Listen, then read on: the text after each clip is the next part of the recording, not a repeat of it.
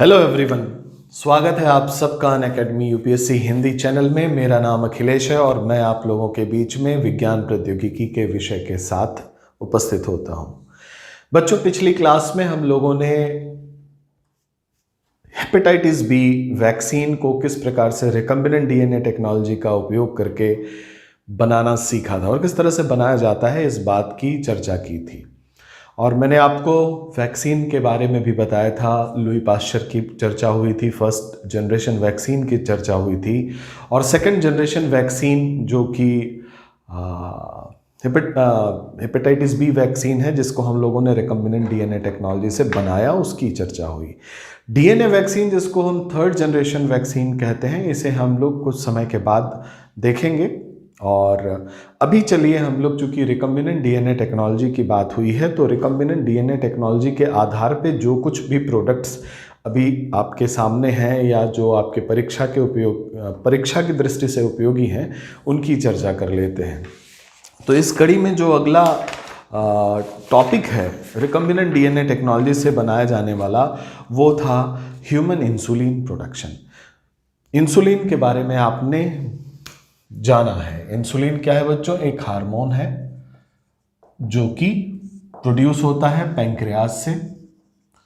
Pancreas यानी कि अग्नाशय, और अग्नाशय में कुछ स्पेशलाइज्ड सेल होती हैं जो होती हैं बीटा सेल्स, जिनको कहते हैं, और ये जहां होती हैं उसे हम कहते हैं आइसलेट ऑफ लैंगरहैंस।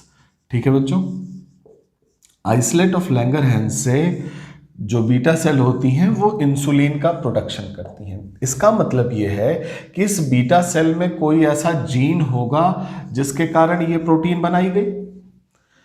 मैंने आपसे चर्चा की थी कि हर जीन कोई ना कोई प्रोटीन बनाता है। अब islet of Langerhans, the part of pancreas, उसकी जो बीटा सेल है उसमें कुछ ना कुछ ऐसी जीन होंगी ऑब्वियसली, तभी वो इंसुलिन बना रही हैं। यानी हमने अगर इस जीन की पहचान कर ली जो इंसुलिन बना रहा है, और इस जीन को हम ह्यूमन सेल से निकाल के, मनुष्य की कोशिका से निकाल के किसी दूसरे ऑर्गेनिज्म में इंटीग्रेट कराएं, तो क्या हम वहां से इंसुलिन प्रोड्यूस कर सकते हैं? बिल्कुल यही हाइपोथेसिस थी और इसी आधार पे काम हुआ और इंसुलिन का प्रोडक्शन हुआ बच्चों, artificially by using recombinant DNA technology. कैसे? आइए चलिए हम लोग देखते हैं। आपको पता चल गया कि एक जीन हमें चाहिए था, वो जीन मिला आपको पैंक्रियास की सेल में, और उस जीन को किसी जीनोम में लाइगेट करने के लिए आपको टूल्स पता है, वेक्टर पता है।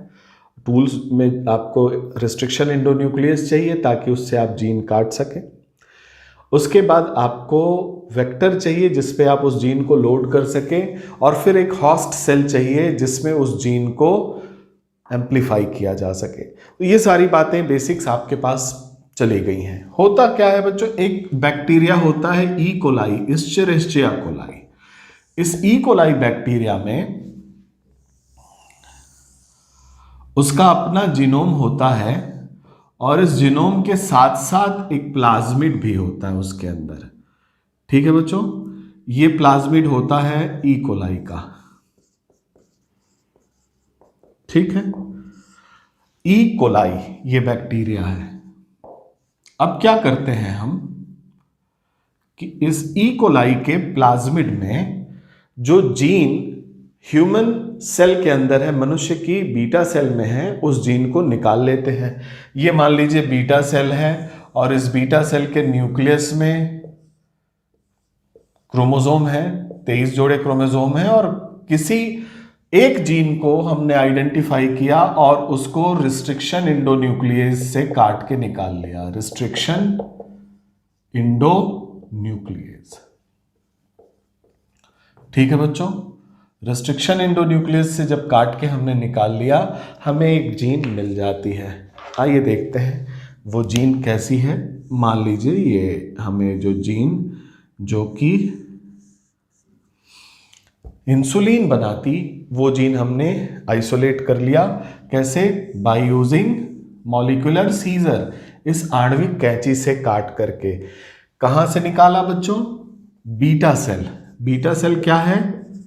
पैंक्रियास अग्नाशय की एक कोशिका होती है, स्पेशलाइज्ड कोशिका होती है जो कि इंसुलिन का प्रोडक्शन करती है। हम पैंक्रियास या अग्नाशय की बीटा सेल से रेस्ट्रिक्शन एंडोन्यूक्लियस से कट करके वो जीन निकाल लिए जो कि इंसुलिन को बनाता है। अब हमने क्या किया, ये जो प्लाज्मिड ई कोलाई बैक्टीरिया के अंदर प्लाज्मिड है, इस प्लाज्मिड में इस जीन को हमने इंसर्ट करा दिया।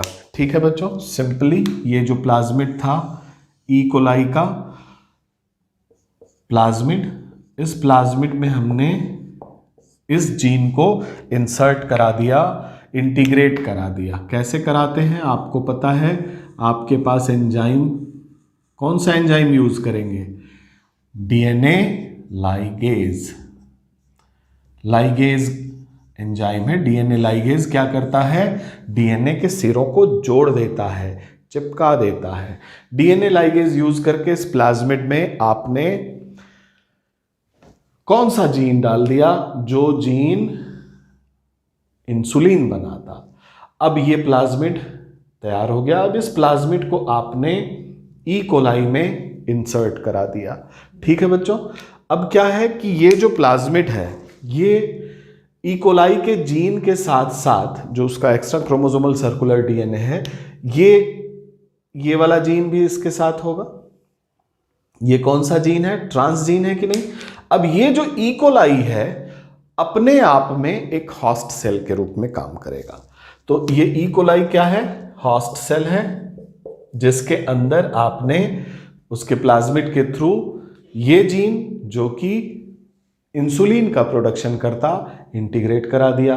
अब आप क्या करेंगे, इस ई कोलाई को कल्चर प्लेट में रखेंगे और ग्रो कराएंगे। कहने का मतलब कल्चर मीडियम में इस ई कोलाई को आपने ग्रो कराया। इसका स्क्रीनशॉट लीजिए, तो मुझे थोड़ा जगह चाहिए ताकि मैं चित्र के माध्यम से चीज़ों को समझा सकूं। ई कोलाई हमारा ट्रांसजेनिक हो चुका है क्योंकि ये ह्यूमन जीन भी रख रहा है। Now this E coli is transgenic, जीनांतरित है ये, अब जीनांतरित E coli. E coli bacteria बच्चों हमारे कोलन में ये सिम्बायोटिक एसोसिएशन में रहता है, हमेशा रहता है। सो जीनांतरित ई कोलाई हमें मिला। अब क्या हम करेंगे, इस जीनांतरित ई कोलाई को कल्चर मीडियम में ग्रो कराएंगे। कल्चर मीडियम क्या होते हैं ये पहले समझ लीजिए। कल्चर मीडियम में वो सारे nutrient, micro element, macro element, growth hormone जो भी आवश्यक हो किसी भी बैक्टीरियल ग्रोथ के लिए अथवा प्लांट ग्रोथ के लिए, वो सारे रिक्वायर्ड हार्मोन्स और मिनरल्स एक साथ रखे गए होते हैं कार्बन सोर्स के साथ, जिस पे वो बैक्टीरिया ग्रो कर जाए आर्टिफिशियली, जैसे टिश्यू कल्चर में हम लोग डिटेल में देखेंगे। अब क्या करते हैं, जो ये ट्रांसजेनिक बैक्टीरिया है, बहुत छोटा सा यहाँ चित्र है, इसको आपने कल्चर मीडियम में ग्रो कराया। ठीक है बच्चों, और इसकी संख्या ढेर सारी हो गई, तभी तो आप ग्रो करा इसीलिए रहे हैं कि इनकी संख्या बढ़े। और जब ढेर सारे ई कोलाई आपको हो जाएंगे तो आपको क्या लगता है कि ये वाला ई कोलाई सारे प्रोटीन जो ई कोलाई के जीनोम में है वो तो बनाएगा ही बनाएगा, साथ में ये अब इंसुलिन भी बनाएगा। यानी अगर ये है कल्चर मीडियम, कल्चर मीडियम। अब ई कोलाई के कल्चर मीडियम से हम ई कोलाई निकाल लें, इन बैक्टीरिया को हम निकालें, और इस बैक्टीरिया का जब सेल एक्सट्रैक्ट निकालेंगे, यानी इसकी कोशिका का जो द्रव्य है उसको निकालेंगे, सेल एक्सट्रैक्ट को, तो इस सेल एक्सट्रैक्ट में apart from all the constituent of E coli के बाकी और भी प्रोटीन्स के अलावा इंसुलिन भी होगा। तो इस सेल एक्सट्रैक्ट में हमें इंसुलिन मिल जाता है। इस इंसुलिन को हम आइसोलेट कर लेते हैं, बाहर निकाल लेते हैं by using techniques that is called western blotting. ठीक है, इस इंसुलिन को हम जब बाहर निकाल लेते हैं और इस इंसुलिन को पैक करके हम ह्यूमन इंसुलिन के रूप में बाजार में बेचते हैं बच्चों। और ये ह्यूमन इंसुलिन प्रोडक्शन का कॉमर्शियल तरीका है, यानी कि आपने ई कोलाई के प्लाज्मिड में ह्यूमन जीन को इंटीग्रेट किया बाय यूजिंग रेस्ट्रिक्शन डाइजेशन, उससे काटा, और बाय यूजिंग डीएनए लाइगेज। और ये जब प्लाज्मिड ई कोलाई के अंदर आया तो इसके जीनोम में इंटीग्रेट हुआ और ये ई कोलाई अब ट्रांसजेनिक ई कोलाई हो गया, जीनांतरित ई कोलाई हो गया। इस बैक्टीरिया को आपने कल्चर मीडियम पे ग्रो कराया। ग्रो कराने के बाद जब ढेर सारे बैक्टीरिया हुए उसको आपने हार्वेस्ट किया और उसके सेल एक्सट्रैक्ट से, यानी उसकी कोशिका को तोड़ के उसके अंदर से जो सेल सैप था उसको निकाला आपने, उसमें आपको इंसुलिन मिला। इसको प्यूरिफाई किया, पहले आइसोलेट किया, फिर प्यूरिफाई किया और उसके बाद आप इसे कॉमर्शियली बेचने लगे। तो ये जो इंसुलिन बना बच्चों, ये डीएनए, रिकम्बिनेंट डीएनए तकनीकी के द्वारा बना, जेनेटिक इंजीनियरिंग के द्वारा बना या बायोटेक्नोलॉजी द्वारा बनाया गया। तो ये सारे लगभग सिनोनिम्स हो जाते हैं इस स्टेज पे आके। और इसको आप, इसकी अहमियत इससे समझ लीजिए कि डायबिटीज़ के रोगी बहुत तेज़ी से बढ़ रहे हैं और जब उन्हें इंसुलिन की आवश्यकता होती है तो हम इसी विधि से बना के उन्हें इंसुलिन प्रोवाइड कराते हैं। बच्चों इसका स्क्रीनशॉट लीजिए। ये तरीका है इंसुलिन प्रोडक्शन का। इंसुलिन प्रोडक्शन के बाद एक और प्लाज्मिड है बच्चों, उससे भी आप परिचित हो जाएं, जो कि बायोटेक्नोलॉजी में ट्रांसफॉर्मेशन करने के लिए यूज होता है। ट्रांसफॉर्मेशन का मतलब नॉर्मल ऑर्गेनिज्म से ट्रांसजेनिक ऑर्गेनिज्म बनाना। जैसे ये एक ई कोलाई था, ई कोलाई ये नॉर्मल था, आपने रिकम्बिनेंट डीएनए टेक्नोलॉजी से दूसरा ई कोलाई बनाया जिसमें ह्यूमन जीन भी है। कौन सा ह्यूमन जीन? जो कि इंसुलिन को क्लोन करता है, इंसुलिन बनाता है। ठीक है बच्चों, इंसुलिन को कोड करता है। तो ये प्रोसेस क्या है? ट्रांसफॉर्मेशन। ट्रांसफॉर्मेशन। और इस प्रोसेस को करने के लिए आपने यूज किया प्लाज्मिड। और संजोग ऐसा था कि इसमें, इस केस में ई कोलाई का ही एक प्लाज्मिड आपने यूज कर लिया, यानी होस्ट सेल का ही प्लाज्मिड आपने यूज कर लिया। अब ई कोलाई जो ट्रांसजेनिक था इसको आप कल्चर किए, कल्चर मीडियम के बाद इसको हार्वेस्ट किए और यहां से इंसुलिन निकल गया। ठीक है बच्चों, कभी कभी ऐसा नहीं होता कि इसी ऑर्गेनिज्म का ही प्लाज्मिड हो, तो आपको प्लाज्मिड ढूंढना पड़ता है। ऐसे ही एक प्लाज्मिड का नाम है टीआई प्लाज्मिड। आइए इसको देखते हैं, क्योंकि बहुत सारे ट्रांसफॉर्मेशन इस टीआई प्लाज्मिड से हुए हैं। अगला है बच्चों टीआई प्लाज्मिड। टीआई प्लाज्मिड एक बैक्टीरिया होता है बच्चों, जो कि प्लांट के अंदर, पौधों के अंदर ट्यूमर बनाता है। ट्यूमर इंड्यूसिंग प्लाज्मिड इसका पूरा नाम है, ट्यूमर इंड्यूसिंग प्लाज्मिड। ये ट्यूमर इंड्यूसिंग जो प्लाज्मिड होता है वो एक बैक्टीरिया में पाया जाता है जिसका नाम है एग्रोबैक्टीरियम। एग्रोबैक्टीरियम ट्यूमीफेसियंस नाम है, चिंता करने की जरूरत नहीं, आपको याद रहे तो अच्छी बात है। एग्रोबैक्टीरियम ट्यूमीफेसियंस, एग्रोबैक्टीरियम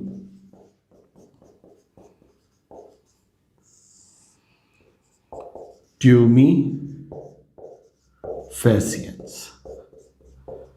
ठीक है बच्चों, और इस एग्रोबैक्टीरियम ट्यूमीफेसियंस ठीक जैसे ई कोलाई है वैसे भी ये एक बैक्टीरिया है। ये क्या है? एक बैक्टीरिया है, जीवाणु है, जैसे ई कोलाई था। अब इस बैक्टीरियम में टीआई प्लाज्मिड होता है जो कि प्लांट के अंदर, जो भी प्लांट आप एंजियोस्पर्मिक प्लांट देखते हैं उसके अंदर ये नॉट के रूप में ट्यूमर इंड्यूस करता है, उनमें ट्यूमर बनाता है। इस प्लाज्मिड की खोज हो गई।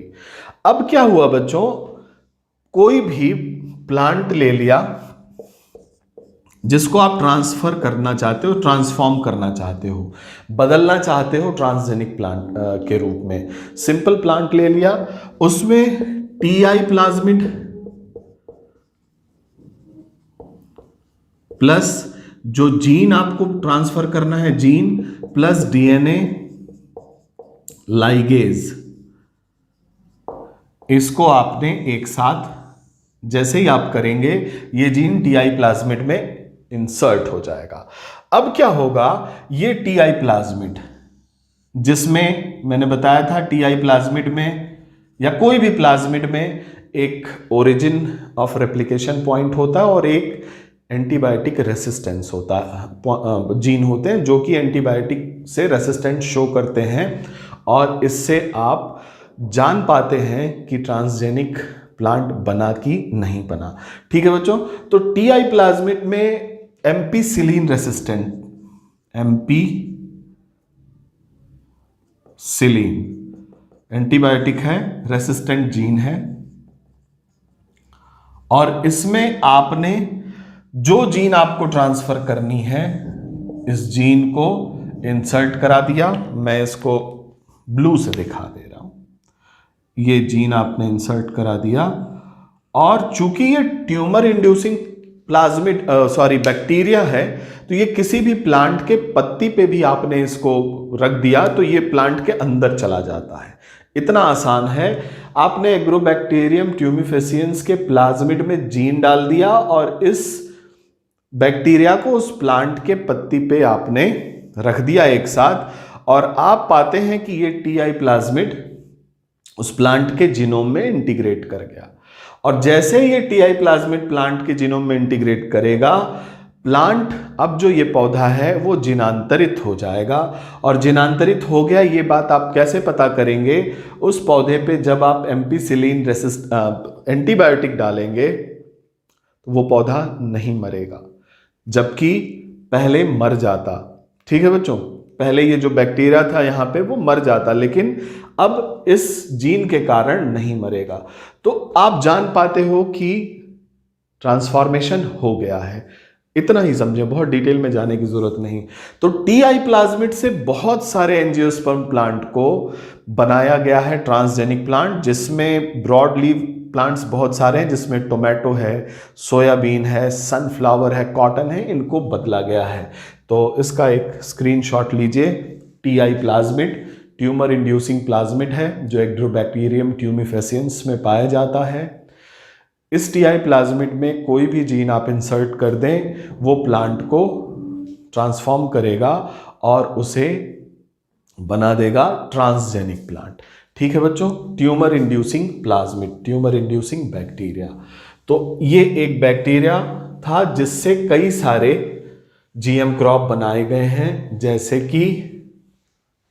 जैसे कि एग्जाम्पल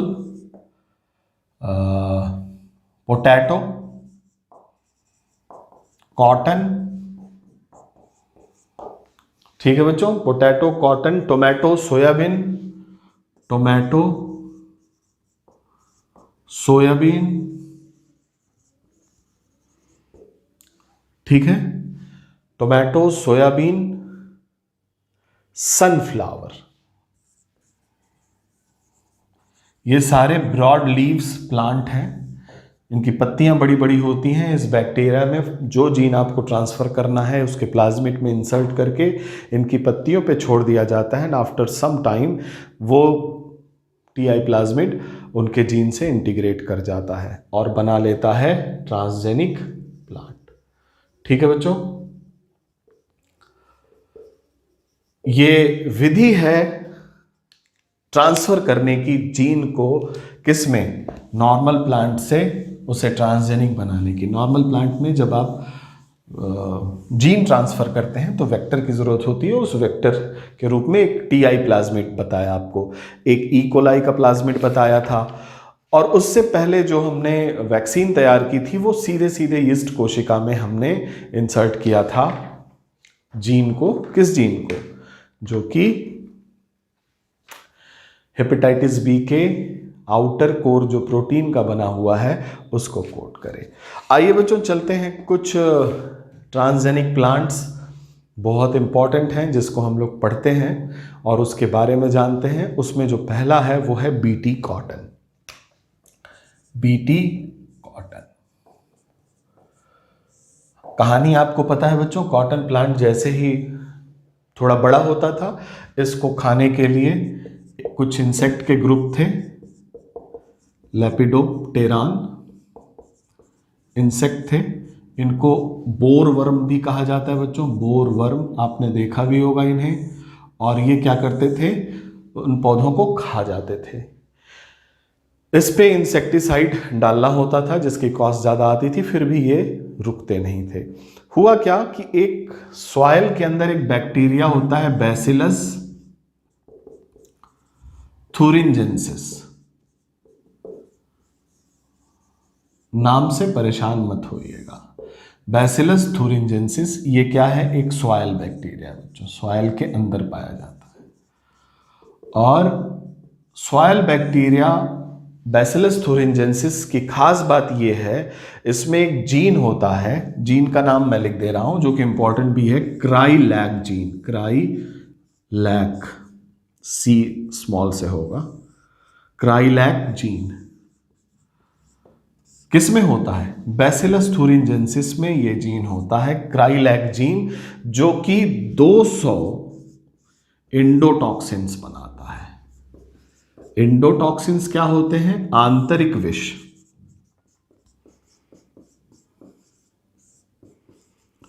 आंतरिक विष जो इस बैक्टीरिया द्वारा बनाए जाते हैं, उसके सेल के अंदर होते हैं।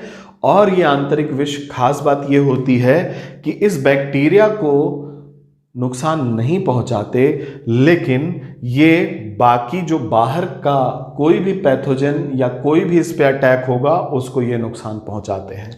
तो ऐसा देखा गया कि बैसिलस थुरिंजेंसिस में क्राई जीन है, क्राइलैक जीन, जो कि 200 एंडोटॉक्सिन बनाता है, जिससे ये बैक्टीरिया तो अप्रभावित रहता है, लेकिन ये 200 एंडोटॉक्सिन इनके लिए बहुत ही ज़्यादा खतरनाक है, इनको मार सकता है। तो ये चूंकि दो बातें थी यहाँ पे, यहाँ ध्यान देने योग्य है कि ये एंडोटॉक्सिन है, आंतरिक विष है, और आंतरिक विष उस ऑर्गेनिज्म को नहीं नुकसान पहुंचा रहा, लेकिन जो उसको खा रहा है या जो उस पर अटैक कर रहा है उसको मार दे रहा है। इसके लिए ये टॉक्सिक है, इसके लिए विष है, लेकिन बैसिलस थुरिंजेंसिस के लिए ये विष नहीं है। इसका मतलब कि बैसिलस थुरिंजेंसिस में जो ये क्राइलैक जीन है वो सिर्फ एंडोटॉक्सिन ही नहीं बनाता, बल्कि उस एंडोटॉक्सिन से उस बैक्टीरिया को प्रोटेक्ट भी करता है। ये बात सामने आ गई। अब प्रयोग होने लगे कि भाई कैसे भी इस जीन को हम आइसोलेट करें और इसे हम अगर प्लांट्स में डाल दें तो वो प्लांट क्या करेगा? एंडोटॉक्सिन बनाएगा, आंतरिक विष बनाएगा। उस आंतरिक विष को ये इंसेक्ट खाएंगे और मर जाएंगे, और उस प्लांट पे इसका कोई प्रभाव नहीं पड़ेगा। ये सोच करके ये ट्रांसफर किया गया बच्चों, क्राइलैक ट्रांसफर। और ये जो विष था ये बायोडिग्रेडेबल था। बायोडिग्रेडेबल का मतलब होता है जो बायोलॉजिकल एजेंट के द्वारा, जैविक प्रक्रियाओं के द्वारा नष्ट हो जाए। जैसे प्लास्टिक बायो अनडिग्रेडेबल होता है, प्लास्टिक जैविक प्रक्रिया के द्वारा नष्ट होने में करोड़ों साल लग जाएंगे। इसीलिए प्लास्टिक पोल्यूशन एक बहुत बड़ी समस्या के रूप में है। कभी हम लोग स्पेशल क्लास में इस तरह पोल्यूशन के बारे में चर्चा करेंगे। उसी तरह से ये जो विष है बच्चों, ये विष बायोडिग्रेडेबल है, यानी after some time it will be disintegrated into their constituent, और फिर ये खुद एक विष के रूप में नहीं रहेगा। जैविक प्रक्रिया द्वारा ये नष्ट हो सकता है, तो इट इज बायोडिग्रेडेबल। ठीक है बच्चों, बायोडिग्रेडेबल यानी जैविक प्रक्रिया द्वारा ये नष्ट हो सकता है। फायदा क्या क्या आ गया आपके सामने? दो तीन चीजें क्लियर हो जानी चाहिए। एक तो बायोडिग्रेडेबल, दूसरा एंडोटॉक्सिन, एंडोटॉक्सिन का मतलब not toxic to the organism, जिसमें ये बनेगा, not toxic to the organism जिसमें ये बन रहा है, but it will be toxic to others. ठीक है बच्चों। और तीसरी बात आ गई आपके सामने कि 200 types of endotoxin, which is hell of lot, बहुत सारे हैं ये। 200 टॉक्सिन्स मिल जाएं तो वो कुछ भी कर सकते हैं, किसी भी तरह के ग्रुप के इंसेक्ट को ये मार सकते हैं। तो तीन चीजें मिल गई कि आपके पास डाइवर्सिटी हो गई टॉक्सिन्स की, एंडोटॉक्सिन है और दे ऑल आर बायोडिग्रेडेबल। और चौथी बात एक और कि ये एंडोटॉक्सिन है तो ये उस ऑर्गेनिज्म को प्रभावित नहीं कर रहे हैं। इसका स्क्रीनशॉट लीजिए, फिर आगे की कहानी इंटरेस्टिंग है, उसको मैं आपको समझाऊं बच्चों। ठीक है, वेरी गुड, समझ रहे हैं आप अच्छे से। फिर क्या हुआ बच्चों, इस क्राइलैक जीन, याद करिएगा क्राइलैक जीन, सारा जीन का जब भी नाम लिखा जाता है ना बच्चों, स्मॉल लेटर में लिखा जाता है। ये ट्रेडिशन है, साइंस में कुछ ट्रेडिशंस हैं नॉमेनक्लेचर में। जैसे मैं बैसिलस थूरिनजेंसिस लिखा था तो आप ध्यान दिए होंगे, बैसिलस का बी कैपिटल था और थूरिनजेंसिस का टी स्मॉल था। बैसिलस उसका जीनस था, थूरिनजेंसिस उसकी स्पीसीज थी। तो ये परिपाटी है कि जो जीनस का नाम होगा वो कैपिटल से शुरू होगा और जो स्पीसीज का नाम है वो स्मॉल लेटर से शुरू होगा। वो इटैलिक्स में होना चाहिए या उसके नीचे अंडरलाइन होना चाहिए। तो whenever I use to write the botanical or zoological name or scientific name of organism, आप देखते होंगे ये परिपाटी मैं फॉलो करता हूँ। तो ये चूंकि सीखने में यही हम लोगों ने सीखा, लाइफ साइंस जब पढ़ते रहे तो उसी तरह से लिखने का तरीका भी डेवलप हुआ। तो प्रोटीन, ये जीन का जब नाम लिखते हैं बच्चों तो वो स्मॉल लेटर में लिखा जाता है। तो क्राइलैक जीन कहां से ट्रांसफर हुआ, ये ट्रांसफर हुआ एंडोटॉक्सिन बनाने वाले बैसिलस थूरिनजेंसिस से कॉटन में। तो कॉटन यानी कि आपके लिए इंपॉर्टेंट क्रॉप है। अब बैसिलस थूरिनजेंसिस,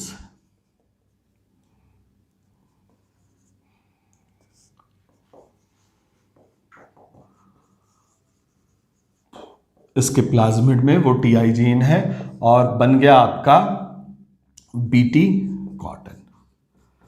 अब क्या हुआ, ये जो बीटी कॉटन है बच्चों, इसमें 200 टॉक्सिन्स बनने लगे। दूसरा, ये हर्बिसाइड रेसिस्टेंट बन गया। जो भी हर्बिसाइड मतलब खरपतवार नाशी आप जो डाल रहे हैं उसका इस पे असर होना बंद हो गया। तो ये खरपतवार नाशक प्रतिरोधकता, खरपतवार नाशक प्रतिरोधकता यानी हर्बिसाइड रेसिस्टेंट हो गया। और तीसरी बात ये फायदेमंद हुई बच्चों, जब ये नहीं खाया गया बोर वॉर्म से या लेपिडोप्टेरा ग्रुप से और खरपतवार का प्रतिरोध भी इसने उत्पन्न किया, तो ये हाई यील्ड हो गया, इसका उत्पादन बढ़ गया, हाई यील्ड, उत्पादन में बढ़ोतरी। ठीक है बच्चों,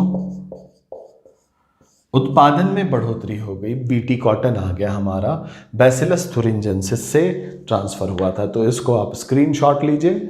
और बीटी कॉटन पहला जीएम क्रॉप है। इसके साथ एक चीज जुड़ी है जो कि भारत की जेनेटिक इंजीनियरिंग अप्रूवल कमेटी है, उससे अप्रूवल मिला है कि हाँ इसकी खेती हो सकती है। तो इसके साथ लिख सकते हैं आप, पहला जीएम क्रॉप। जीएम क्रॉप का मतलब जेनेटिकली मॉडिफाइड क्रॉप, जिसे जेनेटिक इंजीनियरिंग अप्रूवल कमेटी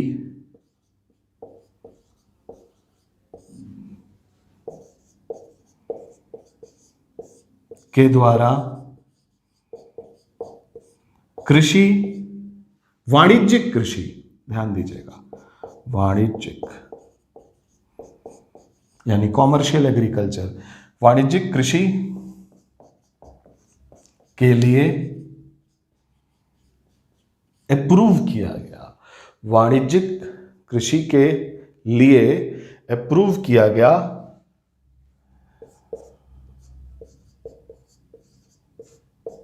ठीक है बच्चों, ये पहला जीएम क्रॉप है, this is the first GM crop.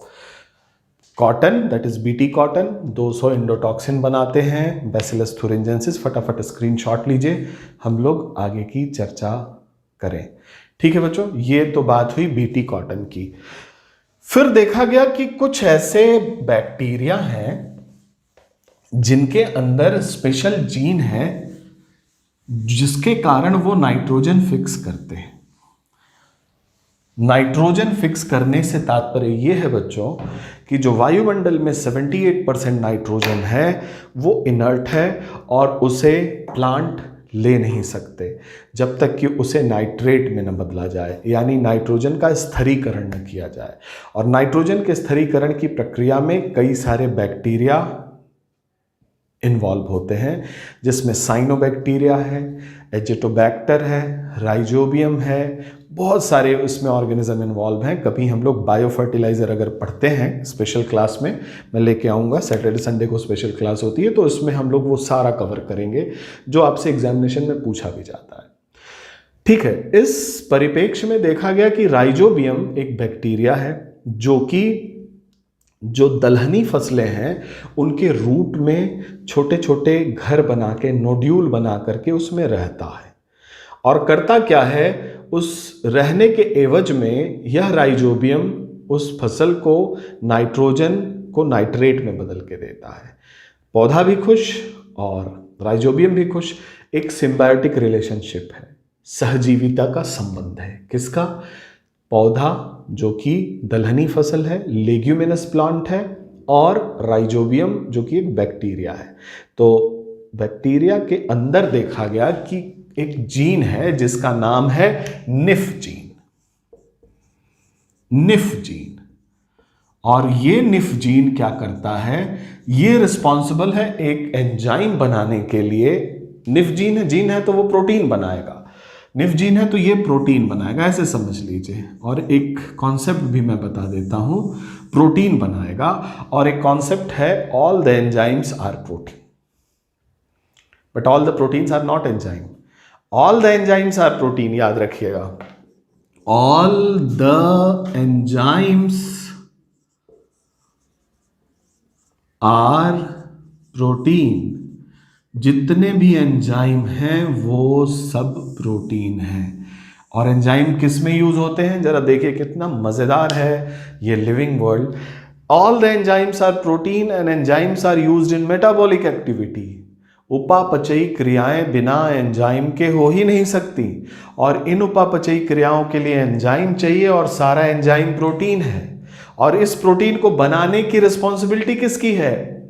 इस प्रोटीन को बनाने की रिस्पॉन्सिबिलिटी है राइबोसोम की। और राइबोसोम ये प्रोटीन तब बना पाता है जब एक जीन चिट्ठी लिखता है राइबोसोम को कि भैया ये है मैसेंजर आरएनए और प्रोटीन बना दो।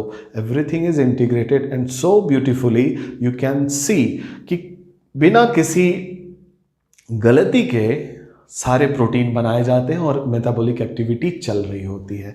तो ये all the enzymes are protein. और प्रोटीन बनता है जीन से, तो निफ जीन है वो एक प्रोटीन बनाता है, और ये प्रोटीन का नाम है, एक एंजाइम है ये, और इस एंजाइम का नाम है नाइट्रोजिनेज। नाइट्रोजिनेज ये एंजाइम बनके तैयार हुआ। अब नाइट्रोजिनेज क्या काम करता है बच्चों? नाइट्रोजन को फिक्स करता है, बस इतना जानो। बहुत डिटेल में जाएंगे तो फिर ये लाइफ साइंस की क्लास लगने लगेगी। ये नाइट्रोजिनेज एंजाइम नाइट्रोजन को नाइट्रेट में बदल देता है, नाइट्रेट में बदल देता है। ठीक है बच्चों, नाइट्रोजन को नाइट्रेट में बदल दिया, इसका मतलब वो नाइट्रेट पौधों के द्वारा ले लिया गया। और नाइट्रोजन की जरूरत पड़ती है, प्रोटीन बायोसिंथेसिस में पड़ती है, तभी तो प्रोटीन्स बनते हैं। पौधे ले लेते हैं, फिर उसके बाद जीन एक्सप्रेस होते हैं, प्रोटीन बनता रहता है, ग्रोथ होती रहती है। Are you getting this? So this nif gene is responsible for coating a protein which acts as an enzyme, and the enzyme's name is nitrogenase, and this nitrogenase is responsible for nitrogen fixation. Nitrogen fix करके वो nitrate में बदलता है। कहने का मतलब ये जो निफ जीन है, अगर उठा करके हम प्लांट के अंदर इंसर्ट कर दें जेनेटिक इंजीनियरिंग से, रिकम्बिनेंट डीएनए टेक्नोलॉजी से, are you getting, by using some plasmid और समथिंग लाइक दैट, तो क्या ये प्लांट खुद अपने आप में नाइट्रोजन फिक्स नहीं करने लगेगा? ये हाइपोथेसिस डेवलप होती है। तो हुआ कि यार इसको करते हैं, तो पता चला कि ये निफ जीन कहां पाया जाता है। इसका स्क्रीनशॉट लीजिए तो मैं पूरी कहानी आपको मैं बता देता हूं। ठीक है बच्चों, निफ जीन का पता किया गया तो पता चला कि निफ जीन मिलता है जितने भी नाइट्रोजन फिक्सिंग ऑर्गेनिज्म हैं उन सब में मिलता है, जिसमें सबसे ज्यादा जो फेमिलियर था, जिसको हम आइसोलेट कर सकते हैं इजिली, वो था राइजोबियम। आइसोलेट इजिली क्यों कर सकते हैं वो भी मैं बता दे रहा हूं। राइजोबियम लेग्यूमिनोसोरम। ठीक है बच्चों, राइजोबियम लेग्यूमिनोसोरम ये एक बैक्टीरिया है जो कि दलहनी फसलों के रूट नोड्यूल में रहता है। कहां रहता है? लेग्यूमिनस पौधे के जड़ में गांठ बनती है, गांठ बनाकर सह जीवी के रूप में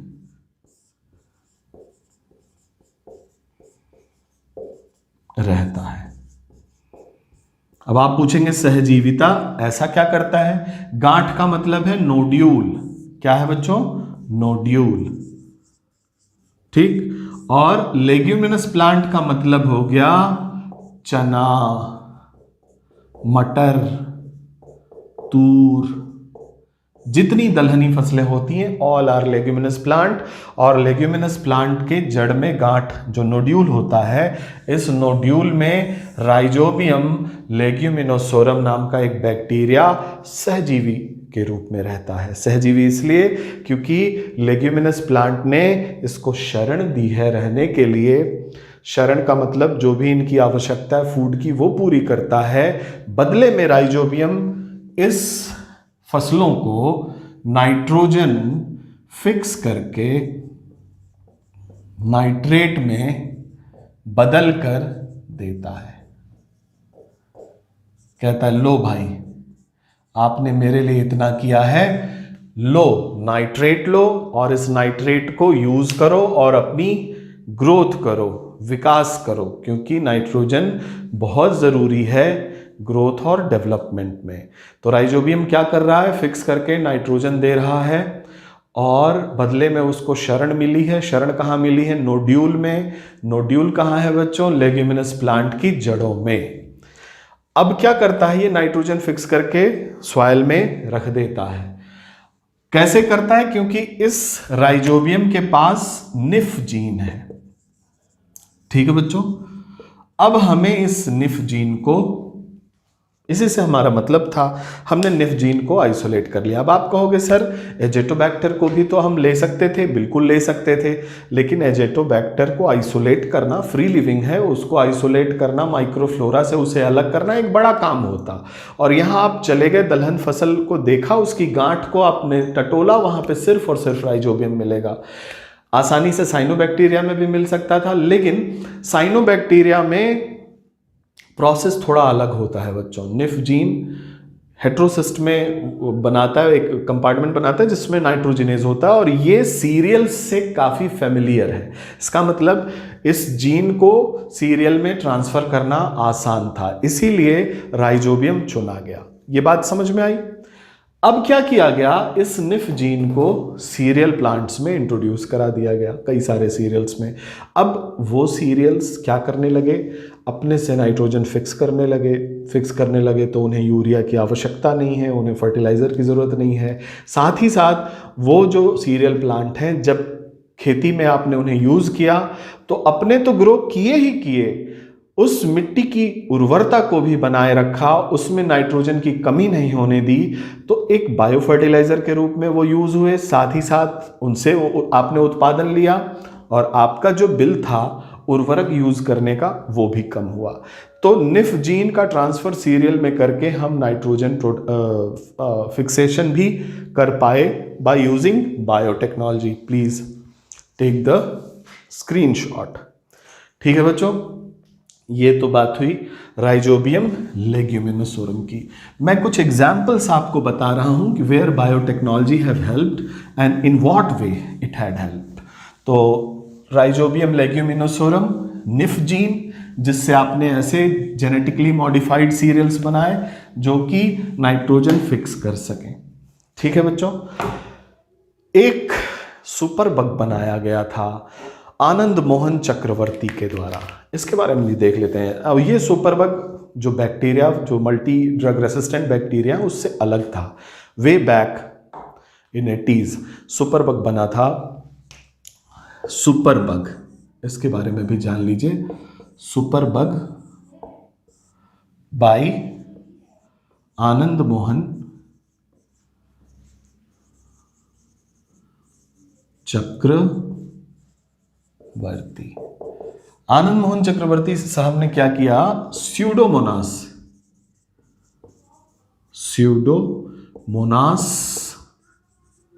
प्यूटिडा,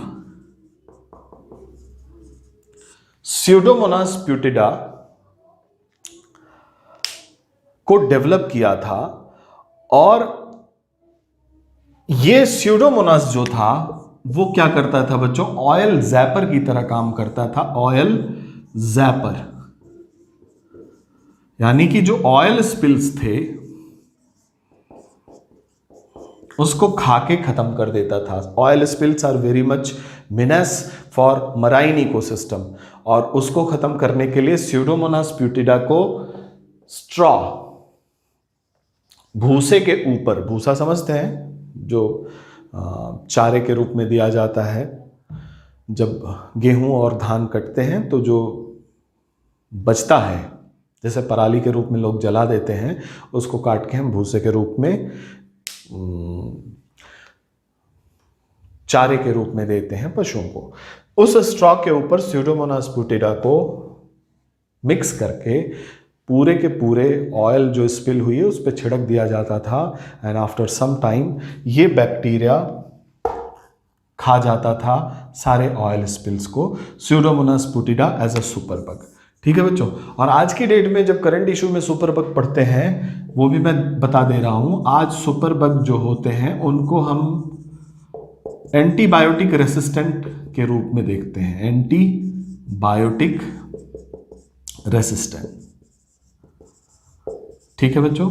एंटीबायोटिक रेसिस्टेंट डेवलप हो जाए जिन बैक्टीरिया में, कई सारे ड्रग्स होती हैं, first order antibiotic, second line of antibiotic, third line of antibiotics, जिसमें सुपर बग वो बैक्टीरिया होते हैं जो कि ऐसे antibiotic, first and second order antibiotic के अगेंस्ट में रेसिस्टेंस डेवलप कर लेते हैं, यानी उस एंटीबायोटिक से वो मरते नहीं हैं। तो समस्या होती है ऐसे बैक्टीरिया को मारें कैसे। तो मल्टीपल एंटीबायोटिक से जो रेसिस्टेंस डेवलप कर ले उसे सुपर बग कहते हैं। हम लोग जब ह्यूमन हेल्थ पढ़ेंगे तो इसके बारे में डिटेल में चर्चा होगी, जिसमें हम लोग XDR और MDR जो मल्टीपल ड्रग रेसिस्टेंट टीबी है, या फिर XDR TB, extensively drug resistant TB, इन दोनों की चर्चा हम लोग वहां करेंगे। बट यस, एक सुपर बग और भी था, it's name was Pseudomonas putida, जो कि ऑयल स्पिल्स को खत्म करता था, ऑयल जैपर के रूप में यूज होता था, और इसको ऑयल स्कैवेंजर भी कहा जाता है। ऑयल स्कैवेंजर, चूंकि इससे एक भारतीय का नाम जुड़ा हुआ है, ये मैंने आपको इसलिए दे दिया कि whenever there will be an essay on biotechnology, तो आप एग्जाम्पल्स में जब साइट करो और इन चीज़ों को लिख के उसके नीचे अंडरलाइन जब करोगे बच्चों, तो यूपीएससी का एग्जामिनर देख के खुश होगा कि अरे वाह, बच्चे ने तो काफ़ी मेहनत की है। तो keep these things reserve for another day. ये यूपीएससी एक दिन का एग्ज़ाम नहीं है, याद रखिएगा। एक एक दिन की जो सतत तैयारी होती है आपकी, वो आपको हेल्प करती है।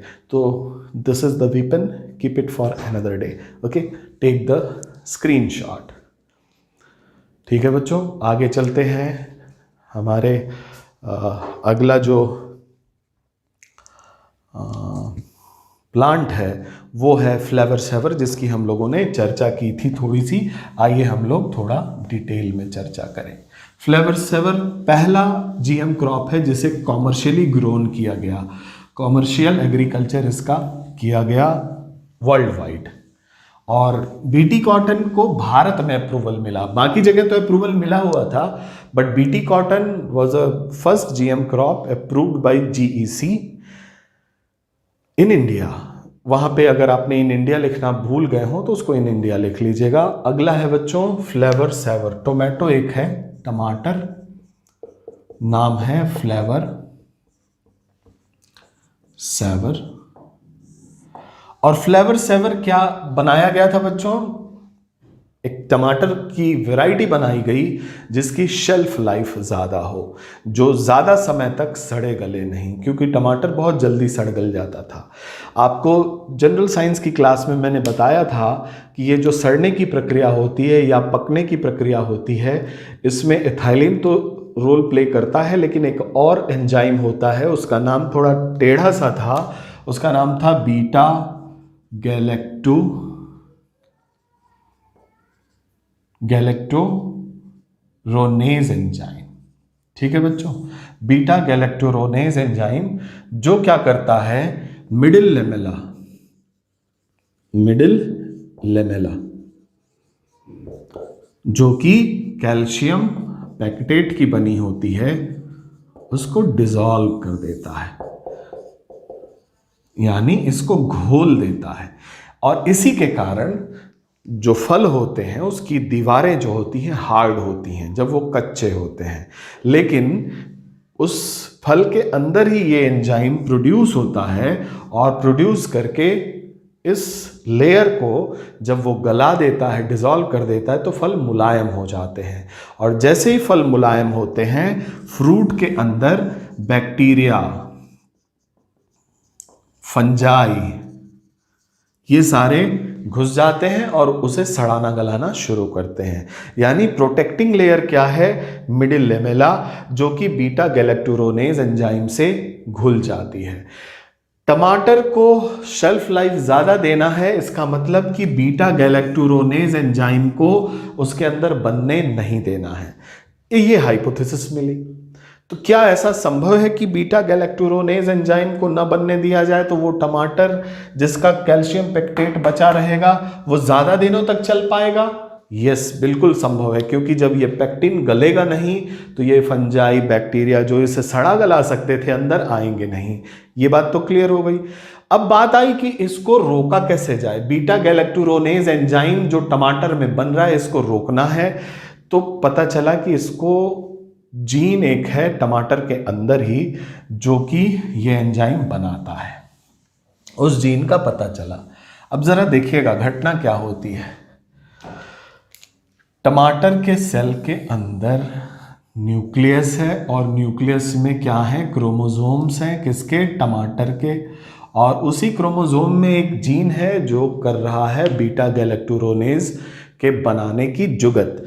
और ये जीन करता क्या है, यहाँ आपको पता है कि इसमें पोर्स होते हैं छोटे छोटे न्यूक्लियस में। यहाँ इसने मान लीजिए ये वाला जीन इसको बनाता है बीटा गैलेक्टोरोनेज। तो क्या है प्रोसेस, ये करेगा क्या, आपके यहाँ एंडोप्लाज्मिक रेटिकुलम इधर पड़े हुए हैं और इस पे राइबोसोम भी है। ऐसे ही तो बताया था आपको सेल का स्ट्रक्चर, याद आया कि नहीं? फिर आपको बताया कि आप पहुंच गए, मम्मी से कहा रेसिपी बना दो। तो ये जो है महाराज जो बीटा गैलेक्टोरोनेज एंजाइम कोड करते थे, उसकी रेसिपी बना करके एक मैसेंजर आरएनए भेज ही देते हैं। ठीक है बच्चों, ये मैसेंजर आरएनए बना करके भेजते हैं एमआरएनए। ठीक है बच्चों, अब आप क्या करते हो, बाय यूजिंग एंटीसेंस टेक्निक। याद रखिएगा कौन सी तकनीक यहां यूज हुई है, एंटीसेंस। हम लोग पढ़ने जा रहे हैं antisense technique, antisense technique. Antisense technique में क्या करते हैं कि जब ये मैसेंजर आरएनए बन करके साइटोसॉल में आता है तो ये मैसेंजर आरएनए पे कुछ ना कुछ लिखा होगा कि नहीं, उसी भाषा में तो कूट लिखे जाते हैं। मान लीजिए लिखा है AUGC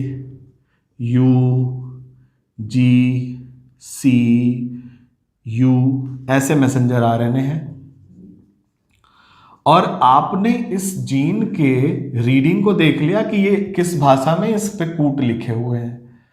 अब आपने क्या किया, इस जीन का एंटीसेंस आप बना करके तैयार रखे हैं। इस जीन का जो मैसेंजर आरएनए है इसका एंटीसेंस आप बना के रखे हुए हैं, जिसमें यहां पर U है, यहां पर A है, यहां पर C है, यहां पर G है, यहां पर A है। ये एंटीसेंस आपने बना के रखा हुआ है इस मैसेंजर आरएनए का। जैसे ही मैसेंजर आरएनए बनता है आपने यहां पे एंटीसेंस लगा दिया। अब क्या होगा, ये एंटीसेंस जाके इससे चिपक जाएगा और मैसेंजर आरएनए जो कि उछलते कूदते पहुंचने वाला था राइबोसोम के पास कि हम प्रोटीन बनाएंगे बीटा गैलेक्टोरोनेज, उसको रोक लिया गया। कैसे, बाय यूजिंग एंटीसेंस टेक्निक। अब ये तो डबल स्ट्रैंडेड हो गया, ये जाएगा राइबोसोम के पास, कहेगा मुझे न्यूक्लियस ने भेजा है, उस जीन ने भेजा है प्रोटीन बनाओ। राइबोसोम कहेगा शक्ल देखे हो अपनी, सिंगल स्ट्रैंडेड तुम होते तो हम तुम्हें प्रोटीन बनाते, तुम्हारा तो चेहरा ही बदला हुआ है, तुम वो हो ही नहीं, चले जाओ यहां से, प्रोटीन नहीं बनती। Are you getting this? In lighter sense ऐसे राइबोसोम नहीं बोलता, बट इंडीड राइबोसोम इसके सेकेंड जो सिंगल स्ट्रैंडेड है उसको ही पहचानता है। डबल स्ट्रैंडेड पहुंच गए क्योंकि हमने खुराफात कर दिया एंटीसेंस लगा के, बना लो प्रोटीन। तो क्या हुआ बच्चों, एंटीसेंस टेक्निक यूज करके इस जीन को साइलेंस कर दिया गया, जीन साइलेंसिंग हो गई, जिसमें एंटीसेंस टेक्निक भी यूज होती है, RNAi भी यूज होती है, हम लोग कभी और देखेंगे। तो यहां इस जीन को साइलेंस कर दिया गया।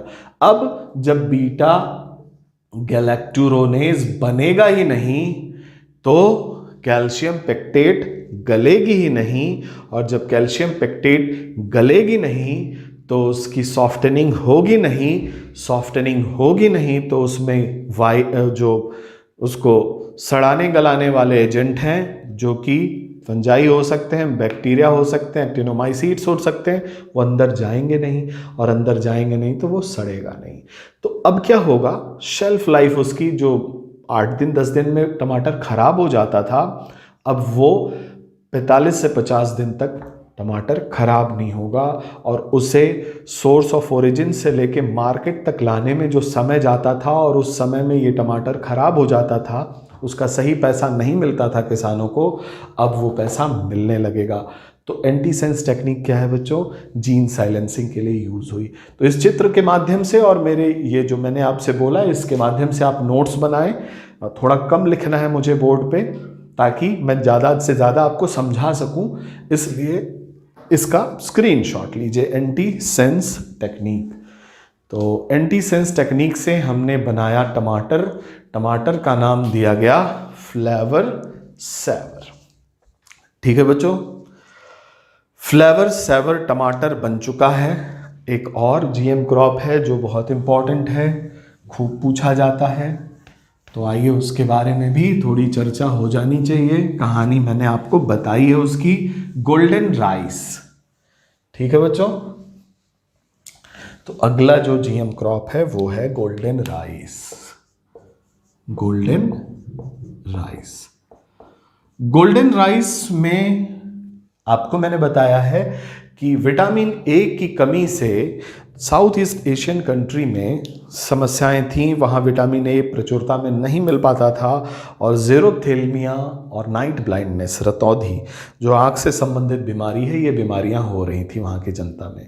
तो वैज्ञानिकों ने सोचा कि क्यों ना हम राइस, जो कि वहाँ का स्टेपल क्रॉप है, स्टेपल क्रॉप का मतलब होता है जो रोज़ के खाने में यूज़ होता हो, जैसे भारत में धान और गेहूँ स्टेपल क्रॉप है, वैसे ही वहाँ पे धान यानी कि चावल स्टेपल क्रॉप था। तो हुआ कि इनके स्टेपल क्रॉप में ही हम लोग ऐसा कुछ जुगाड़ कर दें बायोटेक्नोलॉजी विधि से कि विटामिन ए की बायोसिंथेसिस हो जाए और ये लोग जब वो चावल खाएंगे तो उसी से जो है इनकी जो विटामिन ई की कमी है दूर हो जाएगी। ये हाइपोथेसिस मिल गई। अब हुआ कि विटामिन ए सिंथेसिस करने वाला कोई ऑर्गेनिज्म हो अथवा वो जीन हो जिससे विटामिन ए की सिंथेसिस होती है, इसको पता किया जाए। तो पता था बीटा कैरोटीन जहाँ भी होगा वो बायोसिंथेसिस के लिए रिस्पॉन्सिबल होगा विटामिन ए के लिए। तो बीटा कैरोटीन प्रोड्यूसिंग जीन हमें ढूंढना था। हमें का मतलब पूरी जो साइंटिफिक फ्रेटर्निटी थी। बेसिक समझिएगा बच्चों, तो क्लियर कट होते जाएंगे। तो विटामिन ए, बार बार ई बोल रहा हूं, विटामिन ए बनाने के लिए जरूरी है बीटा कैरोटीन। अब देखिए कैसे हाइपोथेसिस जन्म लेती है कि हम विटामिन ए की डेफिशिएंसी को रोकेंगे और वो भी रोकेंगे चावल के माध्यम से। चावल में ही विटामिन ए डालेंगे और उसके माध्यम से हम रोकेंगे। पता किया गया कि विटामिन ए बनाने के लिए उसकी बायोसिंथेसिस के लिए जो प्रिकर्सर चाहिए, प्रिकर्सर का मतलब रॉ मटेरियल से समझ लीजिए, जो प्रिकर्सर चाहिए वो होता है बीटा कैरोटीन। अब ये पता किया गया कि biosynthesis of vitamin A beta carotene से हो सकता है। तो ये जानना जरूरी था कि बीटा कैरोटीन किस में पाया जाता है। तो मैंने आपसे चर्चा भी की थी जब हम लोग जनरल साइंस में सेल पढ़ रहे थे कि क्रोमोप्लास्ट जो कई तरह के होते हैं, जो कलरफुल पार्ट आप देखते हैं प्लांट में, उनमें क्रोमोप्लास्ट होता है। बीटा कैरोटीन भी एक क्रोमोप्लास्ट है, एक पिगमेंट है। और ये ज़्यादातर जो बहुत ही ब्राइट कलर फ्रूट्स हों या फ्लावर्स हों उसमें पाए जाते हैं। तो देखा गया तो पाया गया कि जो डैफोडिल्स होते हैं, डैफोडिल्स, उसमें एक जीन पाया जाता है। डैफोडिल्स क्या है बच्चों? फ्लावर्स हैं। They are very beautiful flowers. और विलियम वर्ड्सवर्थ की एक कविता भी है डैफोडिल्स की, जो इंग्लिश लिटरेचर वाले हैं वो पढ़ते हैं इसको। तो डैफोडिल्स में एक जीन था, उसका नाम था Sai gene, PSY, Sai gene, जो डैफोडिल्स में था। और एक सॉइल बैक्टीरिया होता है बच्चों, इरवीनिया, इरवीनिया, जो कि क्या था? एक सॉइल बैक्टीरिया है। ठीक है। इस सॉइल बैक्टीरिया के अंदर एक जीन था, उसका नाम था CRTL जीन, CRTL जीन,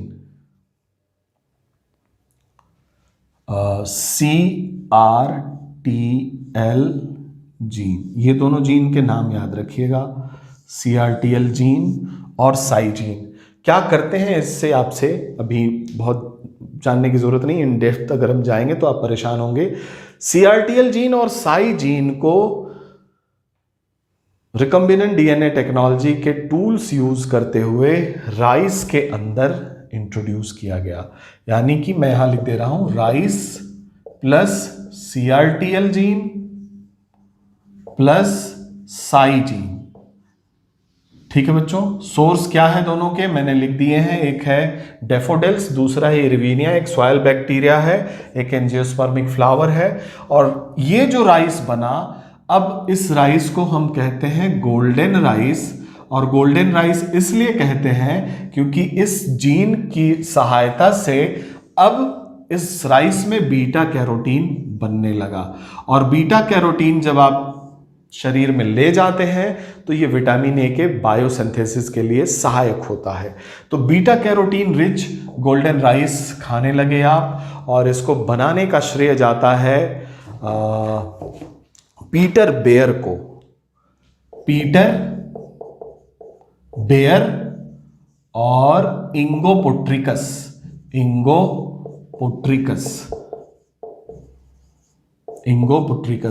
ये दोनों प्लांट साइंटिस्ट हैं जिन्होंने गोल्डन राइस बनाई, और दोनों Philippines international rice research institute के साइंटिस्ट हैं। कहां के?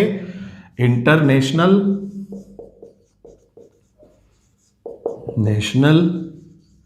राइस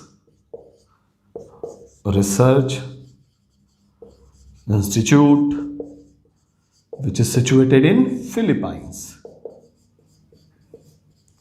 ठीक है बच्चों, वहीं के ये दोनों साइंटिस्ट हैं पीटर बेयर और इंगो पुट्रिकस, जिन्होंने गोल्डन राइस बनाया और डेफोडिल्स और सीआरटीएल जीन जो कि इरविनिया और डेफोडिल्स से निकाला गया उसको राइस प्लांट में इंसर्ट कराया गया बाय यूजिंग बायोटेक्नोलॉजिकल टूल्स, और पाया गया कि जो ये गोल्डन राइस बना है इसमें बीटा कैरोटीन बनने लगा, और ये बीटा कैरोटीन विटामिन ए की बायोसिंथेसिस के लिए रिस्पॉन्सिबल है। और जब ये राइस लोग खाएंगे तो उनके अंदर विटामिन ए सिंथेसिस होगी और विटामिन ए की कमी से होने वाले रोगों से बचा जा सकेगा।